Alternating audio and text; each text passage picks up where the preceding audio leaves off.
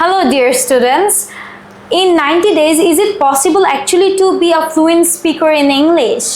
To solve this question, today we have with us one of our spoken batch students. Sir, what is your name? My name is MD Mehdi Hassan. You can call me Mehdi. Okay, sir. Welcome to our show. Thank you, ma'am. And when did you started your course? Before 3 months ago, I started my course, and it's a great journey for me. Okay, so can I know about your hometown? Basically, my hometown is Munshiganj, but I grew up in Old Town. I live in Old Town in South City Corporation, Dhaka. Okay, and what about your family members? I have 4 family members: my father, mother, my little sister, and me. Okay, so why did you feel like doing this course? It's an interesting story. I'll share with you.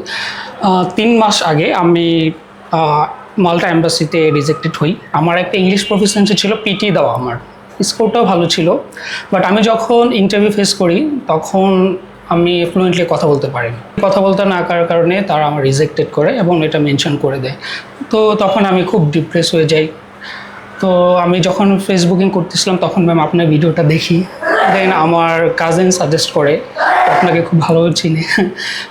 দেন আমি কথা বলে বিভিন্ন ইনস্টিটিউশনে যাই, তারপর আমি এখানে practical ইংলিশে আসি।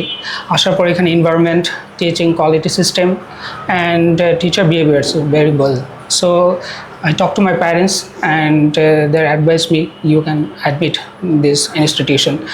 So আমি অ্যাডমিট হই এবং এই সেপ্টেম্বর ইন্টারভিউর জন্য আমি আবার ট্রাই করি স্লোভাকিয়াতে। সো মাস্টার্স প্রোগ্রামের জন্য recently I have completed my graduation. So আমি যখন মাস্টার্স প্রোগ্রামের জন্য ট্রাই করি তখন আমাকে এন্ট্রান্স এক্সামের মুখোমুখি হয়। 1 এপ্রিল আমার এক্সামটা ছিল। সো আমি নিজে প্র্যাকটিস করি, আমার যে ল্যাকিংস আমি জুবাইর স্যারের সাথে শেয়ার করি। তো বেশি বেশি স্যার আমাকে বললো আপনি প্রেজেন্টেশন দেন, স্পিচ কম্পিটিশন করেন, দেন আপনি লিসেনিং করেন। আমি এইভাবে কাজ করি। আমার এই ইন্টারভিউটা প্রায় 20 মিনিট প্লাস ছিল অ্যান্ড আলহামদুলিল্লাহ খুব ভালোভাবে দিয়ে I got 100% scholarship university of Bratislava থেকে। তো আমার জন্য এটা সবচেয়ে বড় অ্যাচিভমেন্ট ছিল প্র্যাকটিক্যাল ইংলিশ আসার পর, কারণ I could not talk in front of people. So যখন এখানে আসছি, yes, alhamdulillah, I'm very confident and I will achieve my goal.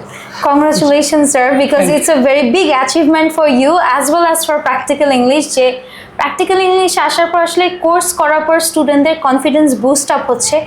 কোন লেভেলে বুস্ট আপ হচ্ছে যে আপনি একবার রিজেকশন পাওয়ার পরও আপনি আবার আরেকটা কান্ট্রিতে যখন অ্যাপ্লাই করেছেন তখন 100% স্কলারশিপ পেয়েছেন? Yes, it just I mean, so let's see here. This my scholarship letter. This one is my offer letter and confirmation letter. So, okay, it's a big achievement. Thank you, ma'am. And so I'm very grateful. Practical English give me opportunity to improve and polish myself and my Okay, English. so I want to know that from rejection to 100% scholarship, like how did this happen? What was the practical English contribution for this? This almost 80% contribution, and thank to Allah because I could not speak in front of people. যখন আমি সামনে যেতাম আমার হাত পা কাঁপতো, আর 2জন প্রফেসরের সামনে interview দেওয়া আমার 20 মিনিটস, এটা তো আমার জন্য একটা স্বপ্নের মতো ছিল। তো যখন আমি এটা করি, জুবাইর স্যার আমাকে অনেক হেল্প করে, আমি প্র্যাকটিস করি নিজে নিজে, স্যার আমাকে গাইডলাইন দেয়।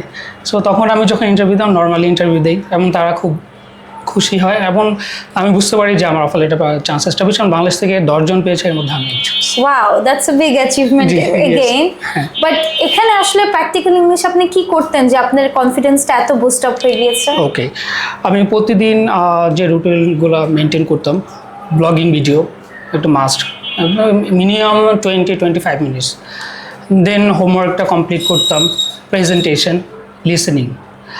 প্রেজেন্টেশনটা সবচেয়ে গুরুত্বপূর্ণ আমার জন্য। এটা আমি যখন মানুষের সামনে কথা বলতে নিজে ডিসক্রাইব করতাম, প্রেজেন্টেশন অ্যান্ড লিসেনিংটা যখন শুনতাম বলতাম, তখন আস্তে আস্তে আমার এই ভয়গুলো দিত এবং আলহামদুলিল্লাহ আমি কম্পিটিশন, বিভিন্ন debate, speech and things description, and আমি সেকেন্ড ফার্স্ট এরকম পজিশনে গেছি, যেটা আমি কল্পনা করতে পারতাম না কখনো মানুষের সামনে বা কোনো কম্পিটিশনে এরকম একটা পজিশনে যাব। ওকে, আপনাদের ইংলিশ এনভায়রনমেন্টটা কতটুকু ছিল? আমার ইংলিশ এনভায়রনমেন্টটা 100% ভালো ছিল অ্যান্ড বাংলা কথা বলা তো একদম হারাম এখানে। বিশেষ করে যে আমরা শুধু ডরমেটরিতে যত টাইম ছিলাম তখন আমাদের 3 জন মেন্টর ছিল, অ্যান্ড সামটাইমস সজীব স্যার সে মাথার উপরে যে দাঁড়ায় থাকতো যে কে যে দেখতে 10টা 11টা এরকম টাইমে। তো আমাদের কোনো চান্সই ছিল না বাংলা কথা বলা। এখন যে আমি কথা বলতেছি জাস্ট ইন্টারভিউ অ্যান্ড মানুষের বোঝানোর জন্য, না তো আমার এখনই উচিত ছিল ইংলিশে কথা বলা, কারণ আপনি এটা রুলস করে দিয়েছেন।